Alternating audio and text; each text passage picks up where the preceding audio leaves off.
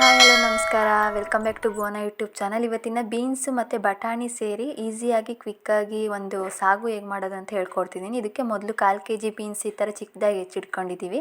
ನೈಟೇ already ಬಟಾಣಿ ಒಂದು ಅರ್ಧ ಬೌಲಷ್ಟು ನೆನೆಸಿಟ್ಕೊಂಡಿದ್ದೀವಿ. ನೋಡಿ, ಈಗ ಒಂದು ಕುಕ್ಕರ್ಗೆ ಇದು ಎರಡನ್ನೂ ಹಾಕಿ ಸ್ವಲ್ಪ ನೀರು ಹಾಕಿ ಉಪ್ಪು ಹಾಕಿ ದಪ್ಪ ಉಪ್ಪನ್ನು ವಿಜಲ್ಲಿಟ್ಟು ಕ್ಲೋಸ್ ಮಾಡಿ 2 ವಿಜಲ್ಸ್ ಮಾಡಿಸ್ಬೇಕು. ಇದಕ್ಕೆ 2 ವಿಜಲ್ಲು.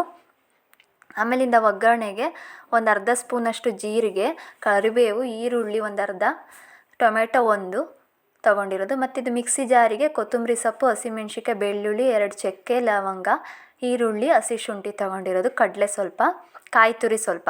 ಒಂದು ಜಾರಿಗೆ ಹಸಿ ಕೊಬ್ಬರಿ ಹಾಕ್ತಿದ್ದೀವಿ. ಫಸ್ಟು ಹಸಿ ಕಾಯಿ ತುರಿ ಅಂತಲೂ ಹೇಳ್ಬೋದು, ಕೊಬ್ಬರಿ ಅಂತಲೂ ಹೇಳ್ಬೋದು. ಕಾಯಿ ತುರಿ, ಆಮೇಲೆ ಹಸಿಮೆಣ್ಸಿನ್ಕಾಯಿ, ಬೆಳ್ಳುಳ್ಳಿ ಮತ್ತು ಚಕ್ಕೆ, ಲವಂಗ, ಹಸಿ ಶುಂಠಿ,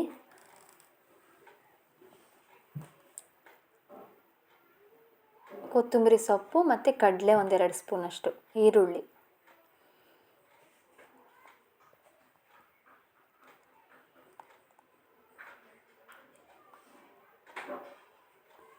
ಇಷ್ಟನ್ನು ಚೆನ್ನಾಗಿ ಮಿಕ್ಸಿ ಮಾಡ್ಕೋಬೇಕು ಫಸ್ಟು. ಆಮೇಲಿಂದ ಒಂದು ಬಾಣಲಿಗೆ 1-2 ಸ್ಪೂನಷ್ಟು ಆಯಿಲ್ ಹಾಕ್ಕೊಂಡು ಕರಿಬೇವು ಮತ್ತು ಜೀರಿಗೆ ಫಸ್ಟ್ ಹಾಕಿ ಫ್ರೈ ಮಾಡ್ಕೋಬೇಕು.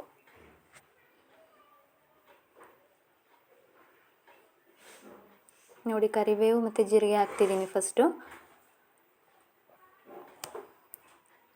ಇದು ಫ್ರೈ ಆಗ್ತಿದ್ದಂಗೆ ಟೊಮೆಟೊ ಮತ್ತು ಈರುಳ್ಳಿನ ಆ್ಯಡ್ ಮಾಡ್ತೀವಿ ಇದ್ರ ಜೊತೆಗೆ.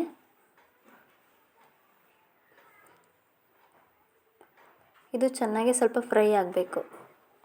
ಇದು ಸ್ವಲ್ಪ ಫ್ರೈ ಆಗ್ತಿದ್ದಂಗೆ ರುಬ್ಬಿಟ್ಕೊಂಡಿರೋ ಖಾರನ ಇದಕ್ಕೆ ಆ್ಯಡ್ ಮಾಡಬೇಕು. ಆಲ್ರೆಡಿ ಉಪ್ಪು ಬೇಯೋದಕ್ಕೆ ಹಾಕಿದ್ದೀವಲ್ಲ, ರುಚಿಗೆ ತಕ್ಕಷ್ಟು ಮತ್ತೆ ನೋಡಿ ಹಾಕ್ಕೊಬೇಕು ಇವಾಗ ಖಾರದ ಜೊತೆಗೆ.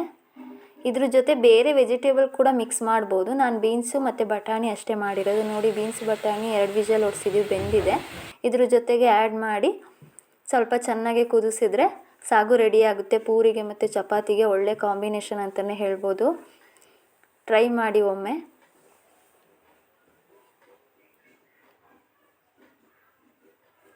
ಈ ಸಾಗು ರೆಸಿಪಿ ನಿಮಗೆಲ್ಲ ಇಷ್ಟ ಆಗಿದರೆ ಈಗಲೇ ನನ್ನ ಚಾನಲ್ನ ಶೇರ್ ಮಾಡಿ, ಸಬ್ಸ್ಕ್ರೈಬ್ ಮಾಡಿ, ಲೈಕ್ ಮಾಡಿ.